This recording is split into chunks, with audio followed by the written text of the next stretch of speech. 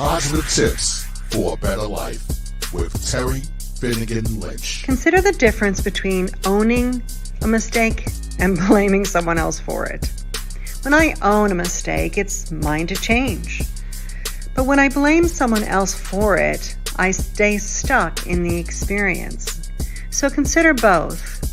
And if you own a mistake, then you can grow from it. I'm a health and life coach, and these are Terry's positive tips for a better life. WSME.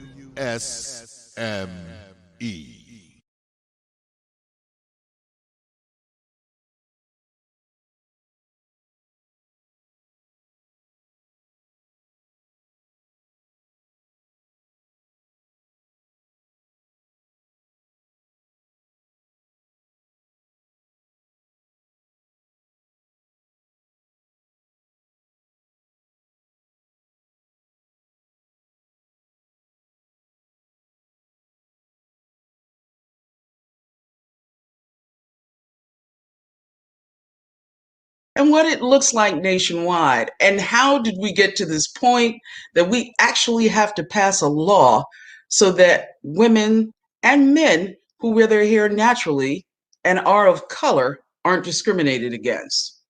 In the late 2010s, there were several incidents where black hair, or should I say how black hair is worn, came to the forefront in American culture. When there seemed to be incidents of students being put out of school, or worse, having their hair altered against their will for wearing their hair either braided or in dreadlocks. I think the one that comes to mind for me is the high school student in New Jersey, the wrestler in 2018, where they cut his dreadlocks right there on the spot in the competition. Not to mention the history of black hair, from laws where black women had to wear a headdress to signify that they were part of the so-called enslaved class, to the rise of the straightening comb in the beginning of the 20th century, to the Black Power movement in the 60s, to assimilation in the 80s as part of what was believed to be a social and economic advancement by wearing your hair Eurocentrically. Today, we're in the fall of natural hair. Acceptance in the Black community of natural hair, as well as in other cultures of their natural hair. But with that comes incidents of hair discrimination. As far back as 1976, whereas in the case of Jenkins versus Blue Cross Mutual Hospital, where it was declared that under Title VII of the Civil Rights Act, can you imagine? They were entitled to wear afros.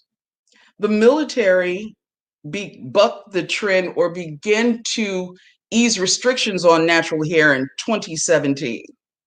Fast forward to now, where the past 2 to 3 years, the Crown Act, which stands for Creating a Respectful and Open World for Natural Hair, stands to prohibit race-based hair discrimination, which is, quote, the denial of employment or educational opportunities because of hair texture or protective hairstyles, including braids, locks, twists, or Bantu knots. The Crown Act was signed into law in California first, July 3rd, 2019, and passed in the Congressional House of Representatives on September 21st, 2020. It still sits in the U.S. Senate. But in Connecticut about 3 weeks ago, State Representative Robin Porter and her colleagues in the State House and Senate put the Crown Act on the books in Connecticut. It is law, and the eighth state in the United States to pass this act. We welcome to the collective 3 women who made this happen in Connecticut, and one of them is involved in getting it passed around the country and on Capitol Hill. State Representative Robin Porter has represented the 94th District, which includes the New Haven and Hamden neighborhoods, since 2014. She is chair of the Labor Committee in the Senate. Melissa Johnson is the Director of Community. And forgive me, Melissa, my cards are messed up and I don't have my glasses on. But work with me, folks. Melinda Johnson is described as an advocate and innovator and is the Director of Community Engagement and Advocacy for the YWCA Hartford region, a spiritual leader and leading lady in the Urban Hope of Refuge Church, and a member of the Permanent Commission on the Status of Women.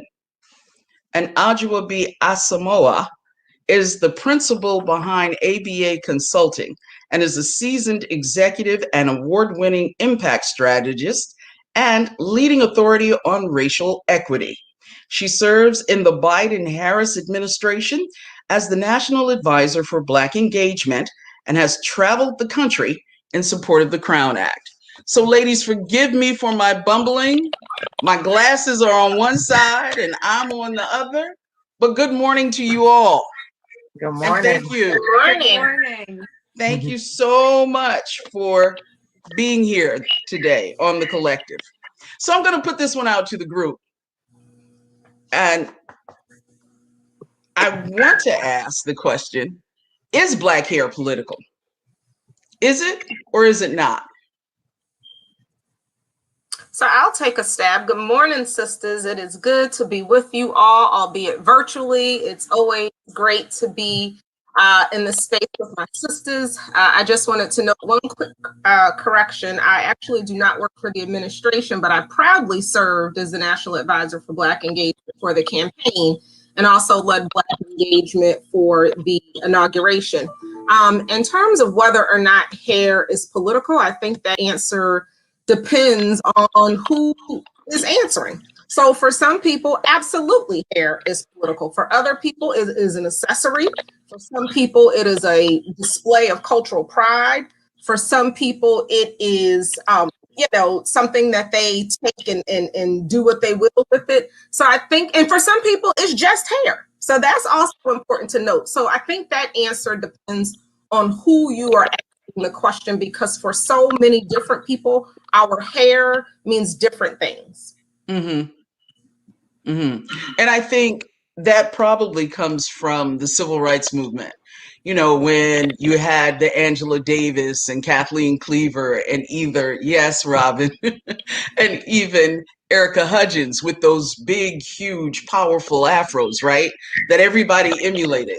Because I even talked to a couple of relatives and I said, well, why don't you wear your hair like that? Just out of curiosity. And they said, well, not only was it the style, but it represented power. It gave us a certain amount of power as we walked into a room. And it didn't matter what our position was. People knew that A, we were proud of our natural hair, and B, we had something to say without necessarily coming into the room and making that statement. Yes. And I can attest to that, Michelle, just real quick. I mean, you're conjuring up some memories for me. You know, I can remember the first day that I decided to pick my natural hair out and actually wear it to the Capitol while we were in session. And it was a representative in particular, a Republican colleague of mine. And I'll never forget what she said to me through, a little later in the day, we ran across each other. And she looked at me and she said, wow. She said, that's a powerful statement. She said that, So it's true, I think it is political, whether we see it as political or not, because life is political. Before I started doing this work, I would tell people all the time, I'm not in politics. That ain't got nothing to do with me. And then I made it to the State House, and I tell you, every single committee that we have in that building touches your life from A to Z. Yes. Yes. Appropriations, banking, commerce, education, finance, you name it. Like human services, anything that has to do with the way we live our lives. Those policies derive out of each and every state house, and even at the local level in City Hall. At the local level, yeah. But I just wanted to say that you're absolutely right. That afro says power. You don't have to open your mouth. People know that you. I mean, it takes confidence to show up in spaces when it's not traditionally or historically accepted. Especially, during that time period when women were really just coming into their own. into the forefront, women, period. You know, you think in terms of women going out in the streets and protesting for the right to equal pay. You know, Black women saying we not only want equal pay, but we want to be seen and heard and respected as an equal. And then for you to run into a room or walk into a room and people see this huge big afro, it's like, well, wait a minute. You know, everybody's caught off guard. I think Representative Porter, go ahead, I'm sorry, sis. No, I was just going to say, and when you speak, people definitely listen.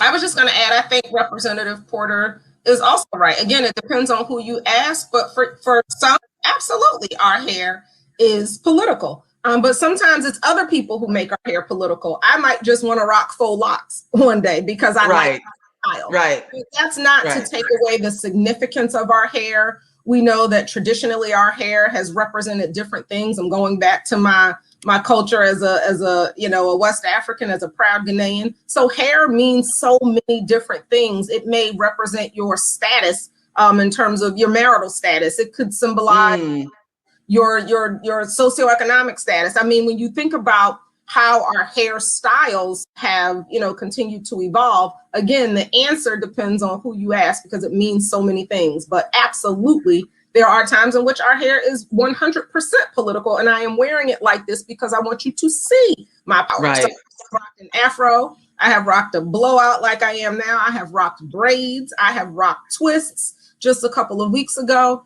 But really, the movement is about preserving and protecting our rights to rock our crowns how we see fit, particularly wearing our hair as it grows out of our head and in protective styles to maintain the health of our hair. Yeah, because go ahead, Melinda.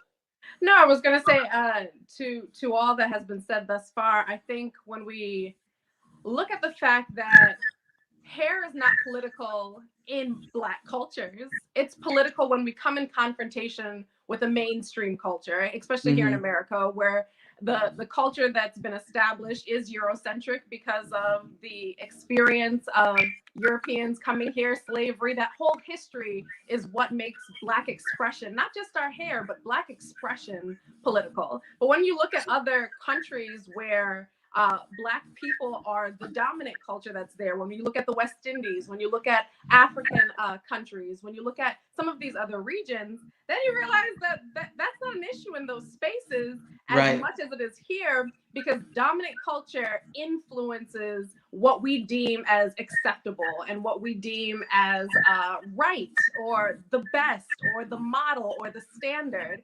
And I think through the Crown Act, through the work that Adwoa has been doing on a national scale, through the championship of Representative Porter here in our state, we put a stamp on it saying that dominant culture no longer gets to dictate how we show up in our identity, and it no longer gets to restrict the full expression of ourselves. Absolutely. And we're saying that's not dominant culture too. So we're challenging all of it and saying that it is one, African aesthetic is beautiful. Our hair is beautiful. The way it grows out of its head is beautiful. But we're also shifting both policy and culture and ensuring that it is also Black public opinion that is influencing public policy. And it also affects us economically, right?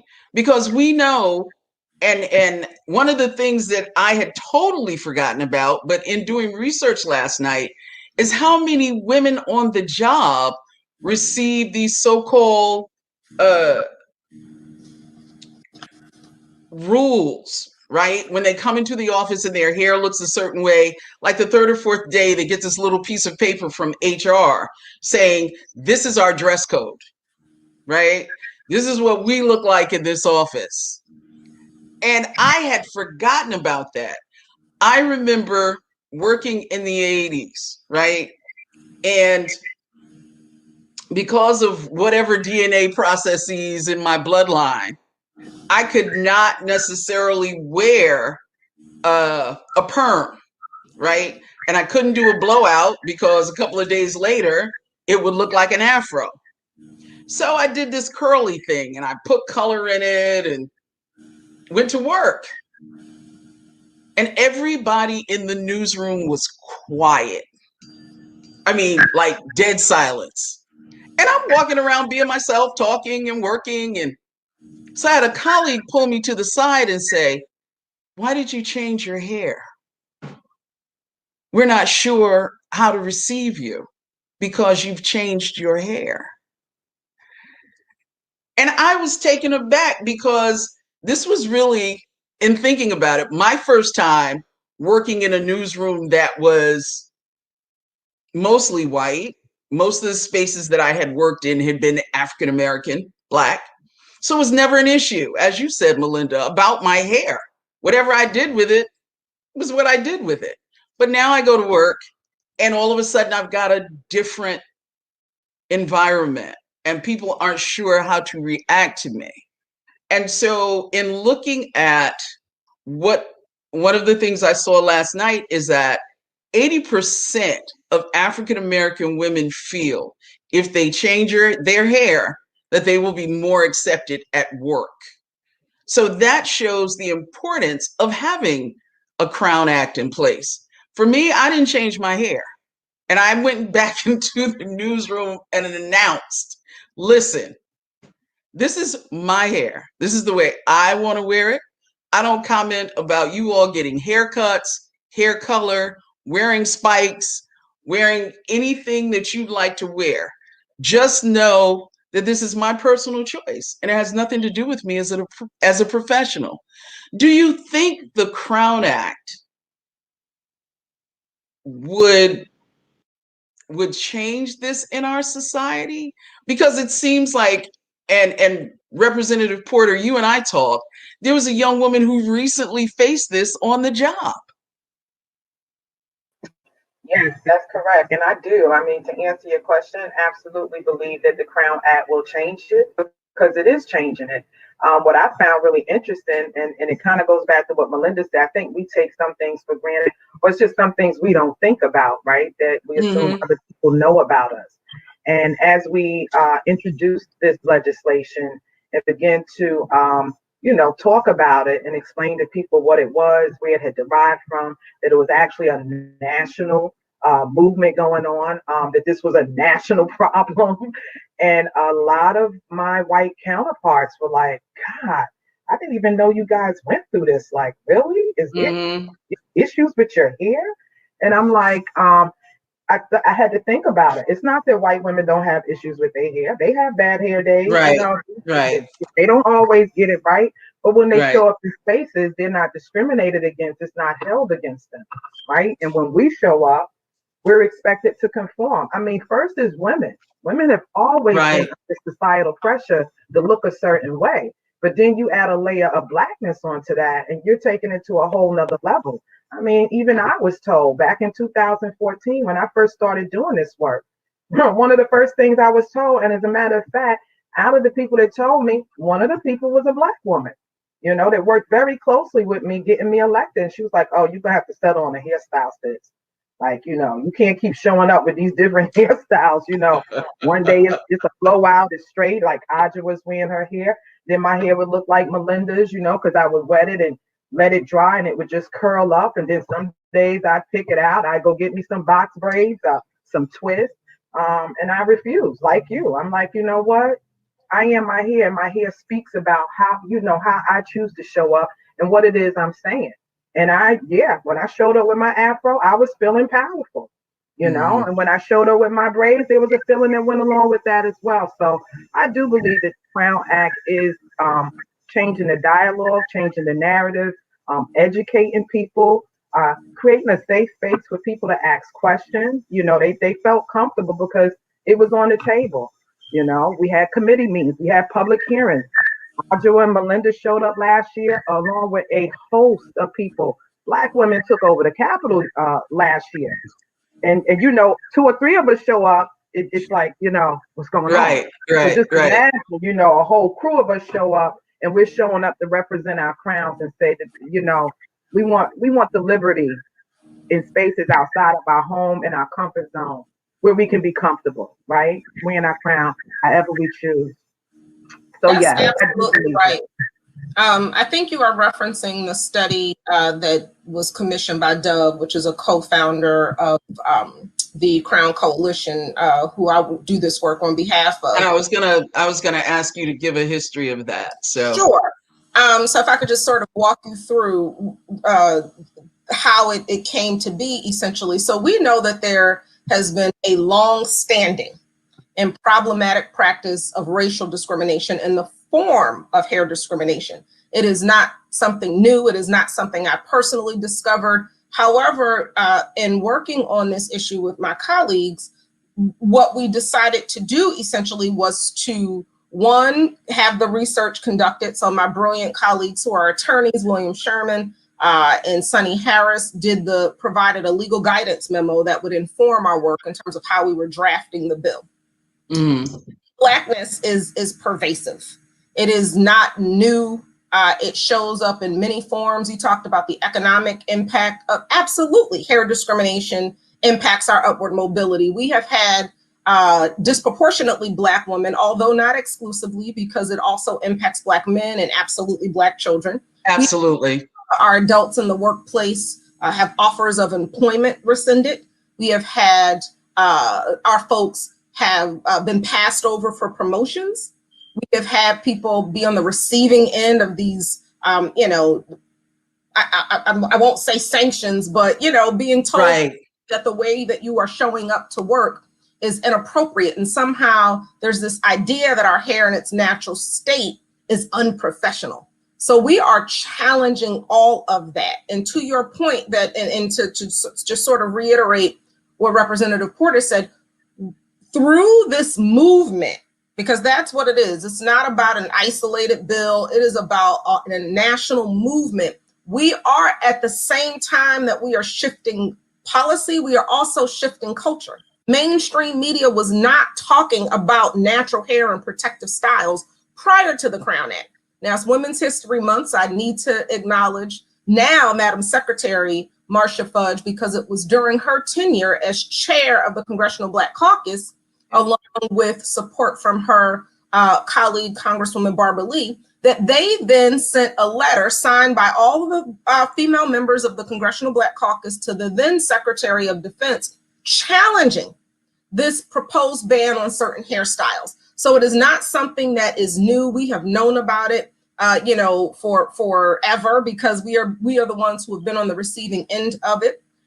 This issue predates me even working on it. However, through the Crown Act, we are, one, outlawing hair discrimination by categorizing it as racial discrimination, amending the definition of race to include the traits historically associated with it, such as hair texture and protective styles, which is an existing protected class. Race is an existing protected class. So what we are doing, again, is shifting both policy and culture. To Representative Porter's point, we are demonstrating our power and our ability to be able to influence policy. She said, when 2 or 3 of us show up, they're starting to look around. But 100 of us show up, and 2,000 of us start to write letters, and 200,000 of us start to sign petitions, that's a different ballgame. So we are challenging these notions of Eurocentric standards of beauty that perpetuate inequity and equality and injustice in our workplaces and our schools. And I guess at some point we'll talk about that. But we are challenging all of that and ensuring that it is also Black public opinion that influences public policy. And let me just say also that that's what makes the Crown Act unique, because it's tied into our physicality. Am I correct in saying that? Absolutely. Our hair is a part of who we are.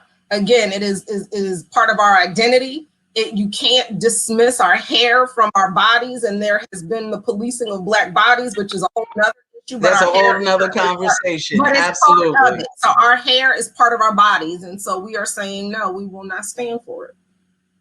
And I think what's additionally powerful is now creating a narrative around Black identity that comes from us.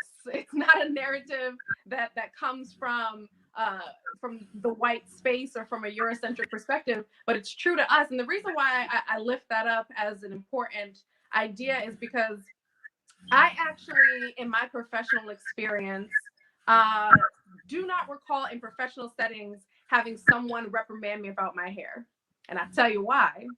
because the deeper rooted issue for me and my personal experience was I was already cultured and taught and bred and raised that when you go for any kind of professional speaking opportunities, when you go for an interview, when you go for anything that puts you in the presence of other people, straighten your hair. Make sure that it's up. Make sure it's in a bun. Make sure it's in a ponytail. Make sure it's tightly kept. Make sure it's neatly kept. And that kind of indoctrination to Eurocentric culture made it unnecessary for me to even be presented with a policy. But it also made me have to suppress a part of my identity. And as Aja was talking about us also being able to speak to the conversation regarding schools, when we talk to our young women at the YWLC, our young girls between the ages of 12 and 18, they were speaking of experiences in school where they were told that their hair was inappropriate, but they were also speaking about experiences at home where Black women, women of color, are telling them ahead of time how to prepare for these encounters. So changing that narrative through this legislation is so important, because at the forefront, we're being affirmed in our identity before we're presented with these issues. We have to break here. We'll come back and we'll continue the conversation. This is The Collective on WSME Enlightenment Radio.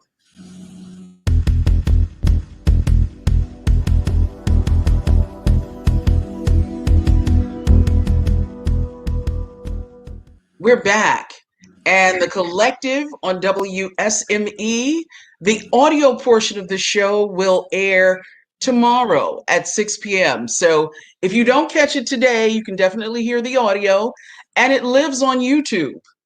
So probably Monday, Tuesday next week, you can catch it on this version on YouTube as well. Back in the studio with State Representative of Connecticut's 94th District, Robin Porter. Melinda Johnson is the Director of Community Engagement and Advocacy for the YWCA Hartford region, and Adjoa B. Asamoah. I'm hoping I'm getting that right. You got it, Sarah. You got it. Okay. All right, Sarah. Is involved on the national level in getting the Crown Act passed. And I welcome you all again.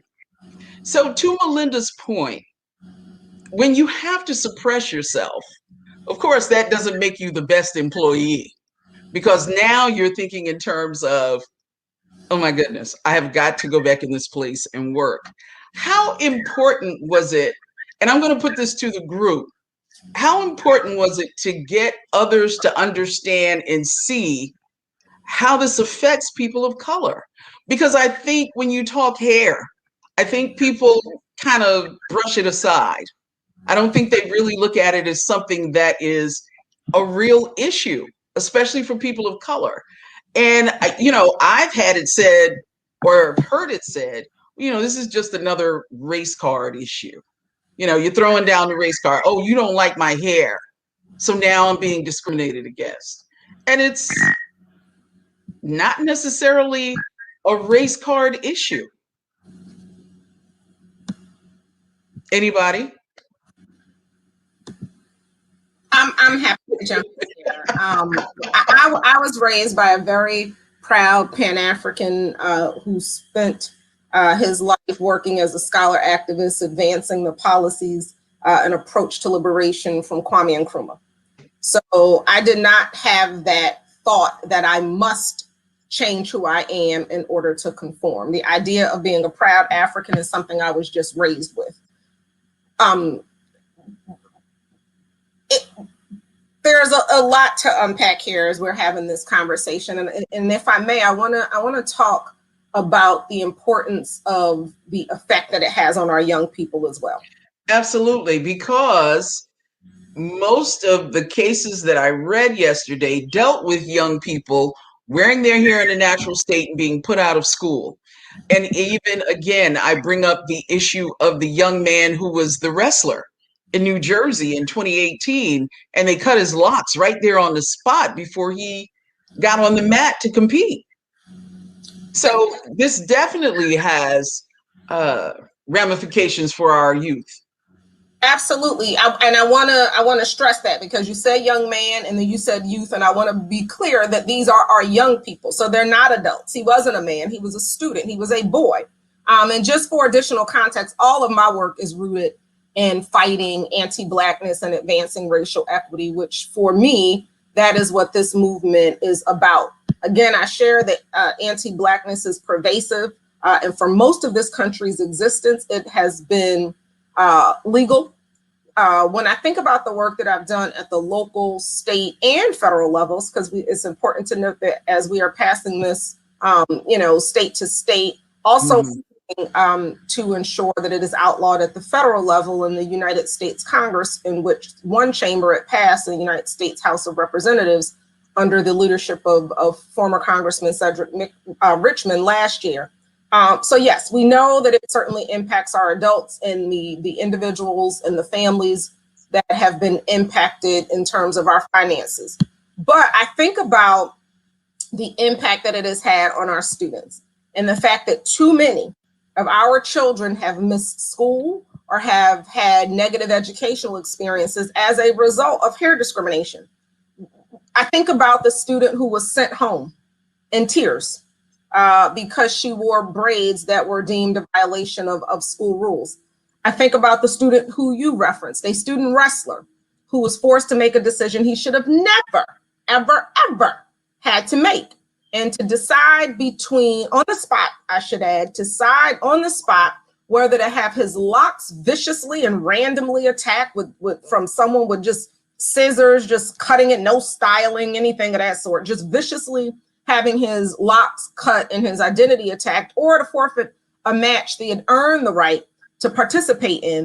And then I think about another student who was told that he could not participate in his graduation ceremony with his friends as a result of having locks, which for him was a display of cultural pride given his identity.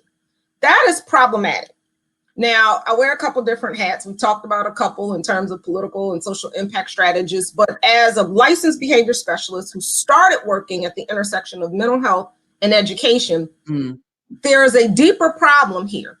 The psychological impact of being told that the way you were born is not okay, that the way your hair grows out of its head is not okay.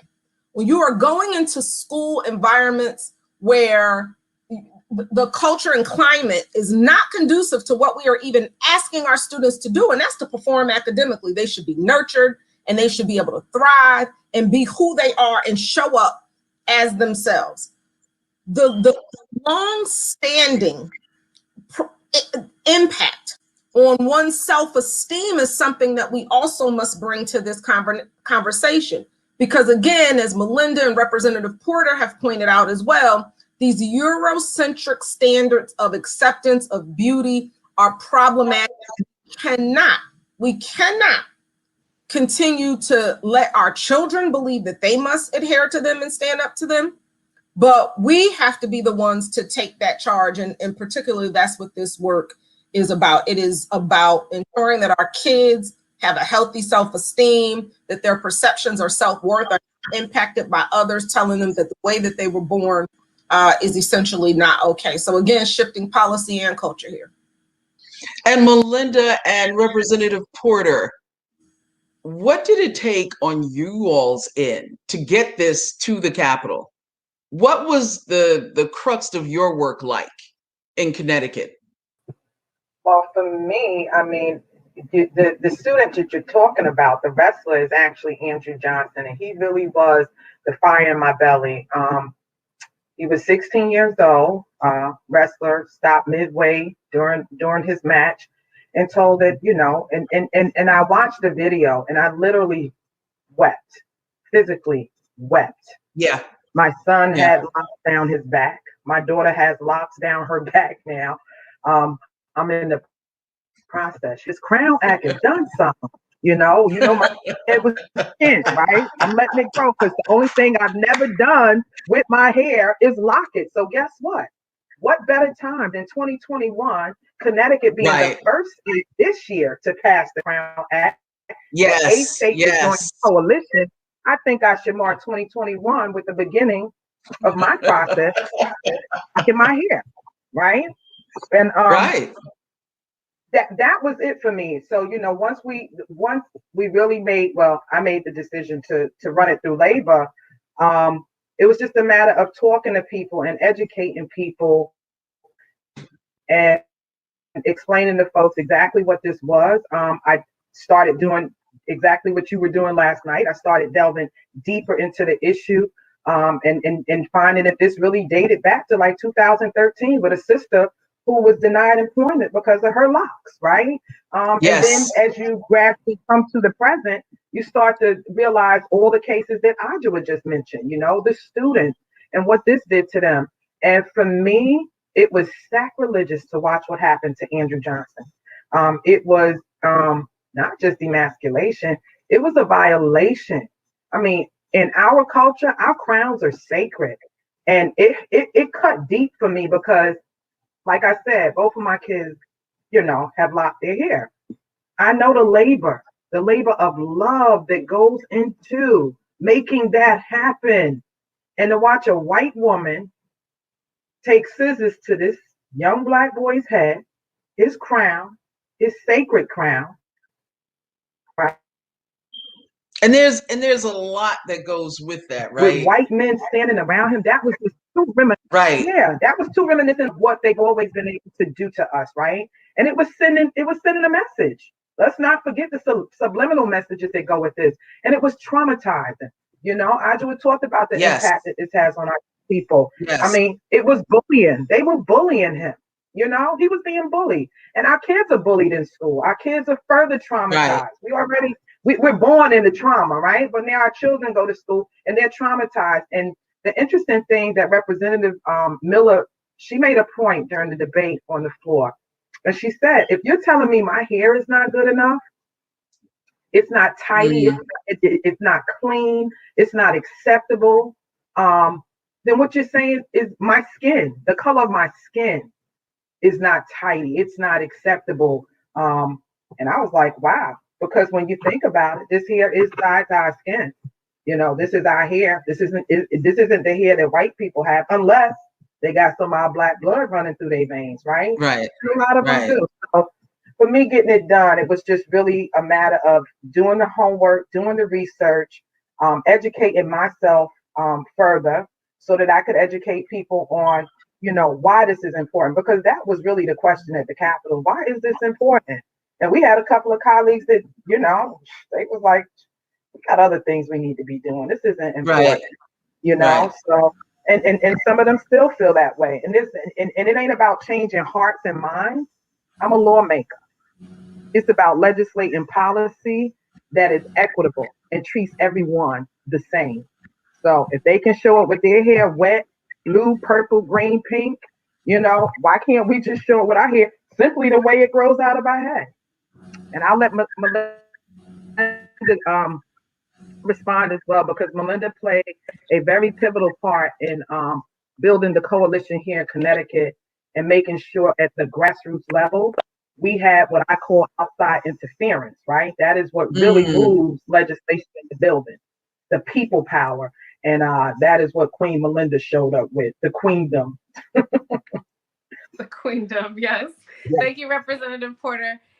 You know, I think what I've learned over these years is that legislation is passed best or most effectively with the supportive community. Now, historically, legislation has usually been supported by white communities because those are the communities that are most aware of the process.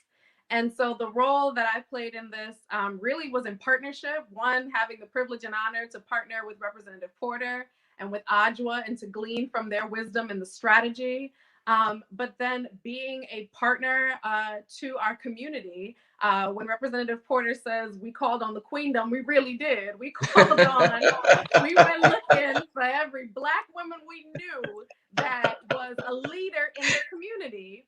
And maybe not in the form and fashion that we're accustomed to when we talk about larger businesses and organizations. Yeah, and or even power. the traditional role of leadership. Right, but we knew the women that our communities trust. We knew the women that were running grassroots organizations for women's empowerment. We knew the women that were doing the hairdressers in our local community, the ones that were technically the counselors of our women, because while they were braiding hair, they were listening to the struggles that they were going through with your kids. Right. So we knew the women to call to say, listen, this is an issue that pertains to us. This is an issue that can change things for our children, for generations to come. Call your cousins and them, call your girlfriends, call your sisters, and let's make this happen. Beyond that, beyond the getting the energy and the passion together, the other part was making the process easy. So the legislative process, honestly, is cumbersome for the average Jane and Joe that's just trying to participate and help make something happen. So part of the work that we did was in creating tools to assist people and guide them through that process. So making sure that they had a testimony guide that kind of encapsulated and abbreviated some of the more complicated structures that were in place in the actual bill. Even a bill reading the at the time it was House Bill 6515, going to find that, pressing that button, and then reading the bill line by line, that's cumbersome for someone that's not accustomed to that system. So being able to have a fact sheet that breaks down that information in a way that's more digestible, and then giving people the ability to know when to act. Because if I am working a 9 to 5, raising my kids, and trying to just function in my community, I don't have the time to keep watch of how this bill is moving through the tracks that are necessary to get it passed, and to also be on watch and be a guard for who is in opposition and who needs to be spoken with in order for us to make sure that we can get this thing through.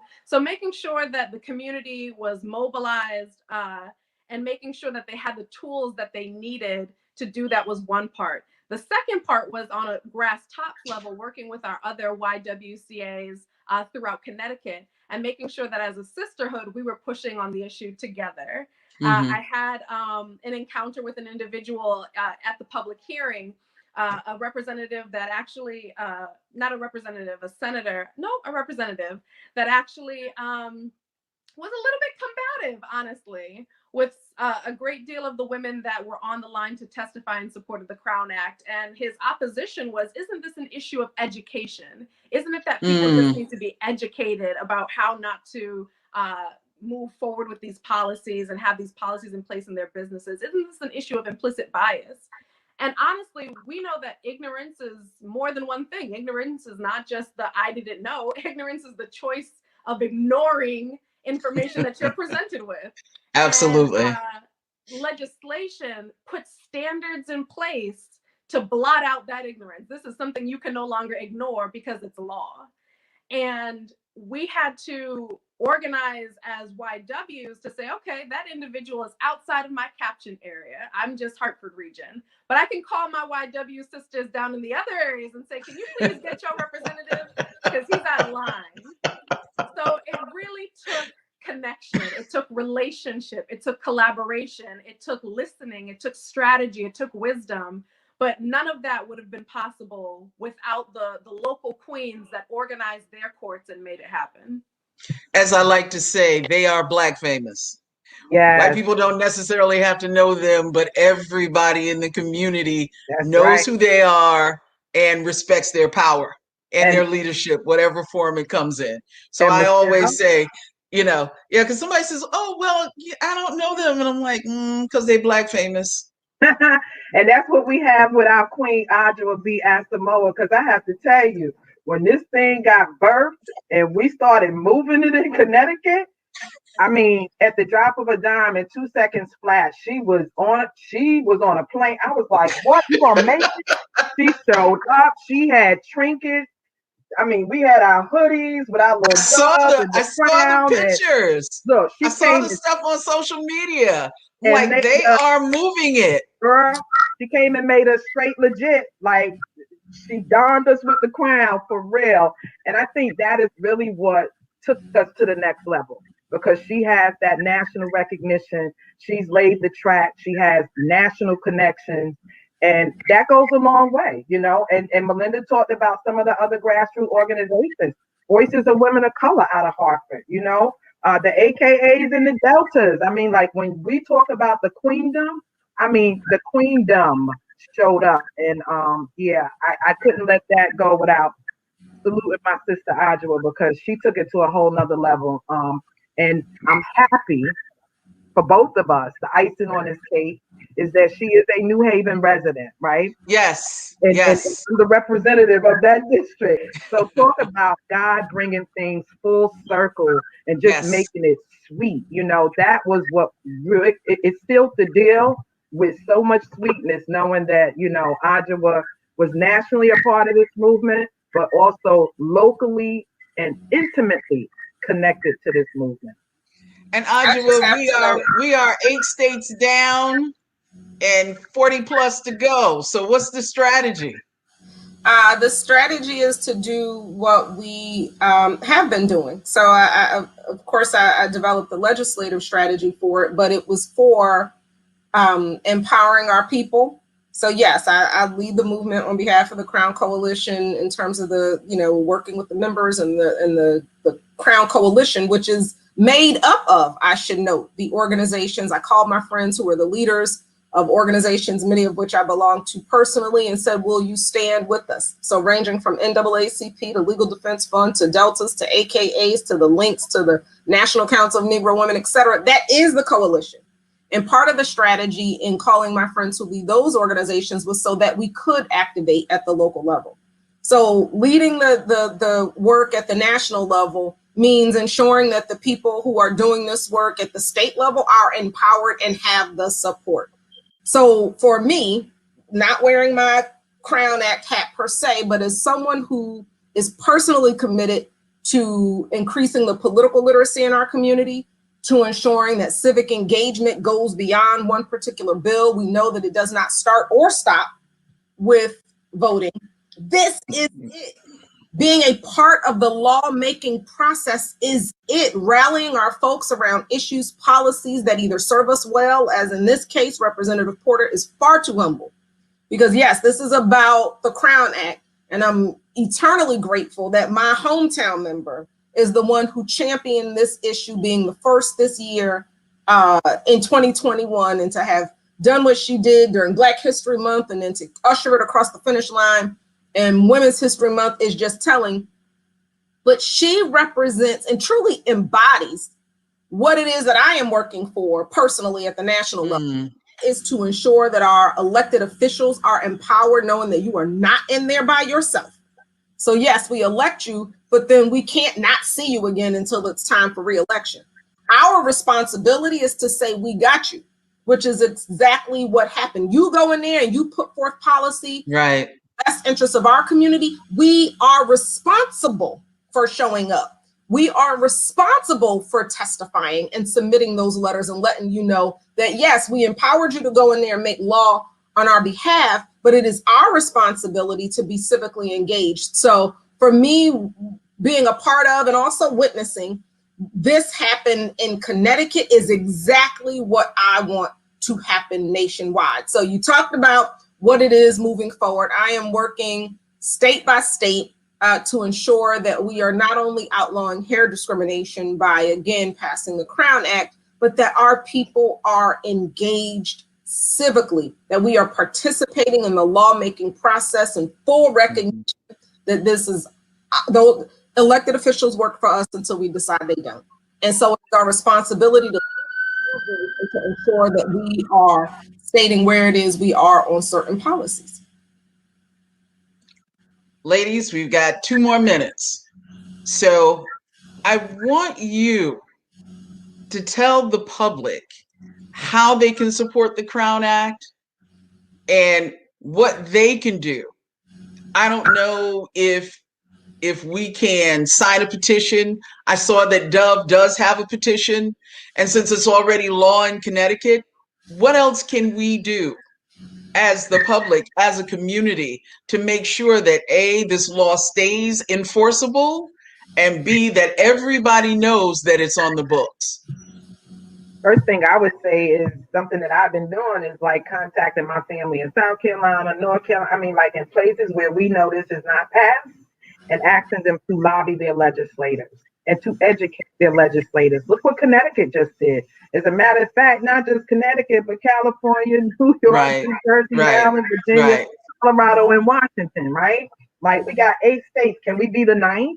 And I think that's a great way to get people Adjoa, as she said, civically engaged. Folks that might not necessarily do this, right? This is a great cause. It strikes close to home, and people can feel passion around it. And when you are passionate, that changes everything. One thing that folks can do is to get in touch with me. I work with a small but mighty crew on this every day, and that's Kelly and Orlena and Marcy and Melanie and Stacy. We are working diligently, but I am working also strategically. So I am looking at states. One of the things that I do as a Politico is I do things like study votes and figure out, do I have the votes to pass it? Will this be an education awareness campaign? In some states it will pass this year. In some states I have some additional work to ensure that we have the votes in order to pass it. But we're doing things like resolutions and ordinances and educating people. So to really work with us at the national level to ensure that the strategy that we are employing, because for me, this is all about strategy, to ensure that the strategy that we are employing is actually going to advance the work. So please reach out to me. My contact information accessible via social media for sure. I might not respond right away, but I will respond.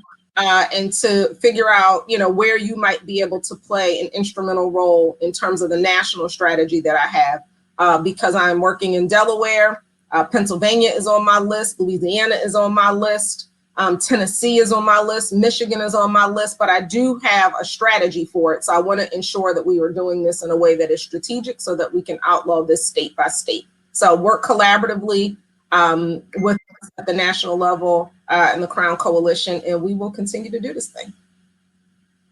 And Melinda, what's your suggestion? And you have the last word. Well, I'll just echo everything that has been said thus far, and to encourage our community members to know your rights and make sure that your children know their rights, because the power of law is in your ability to call somebody into accountability when there's discrimination at hand. So know your rights, make sure your children know their rights, and stand proudly, confidently, knowing that this law is in place and we got your back.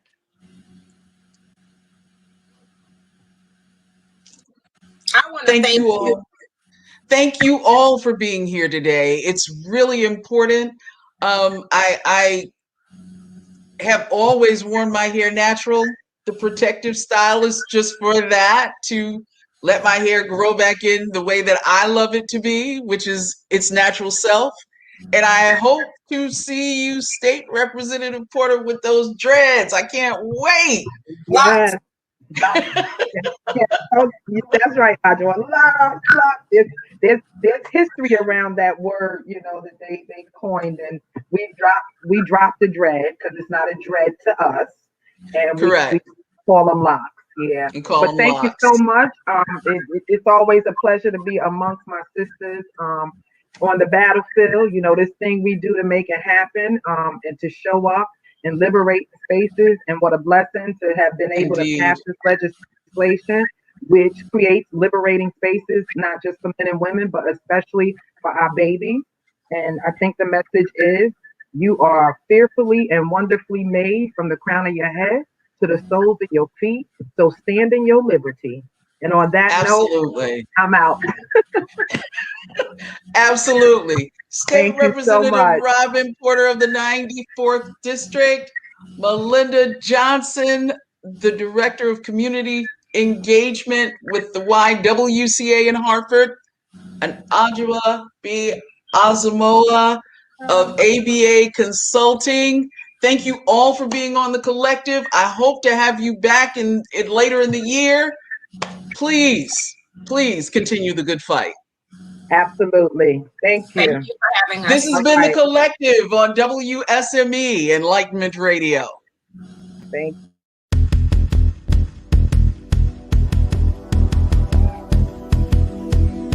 Thank you, Michelle. I'm going to run now.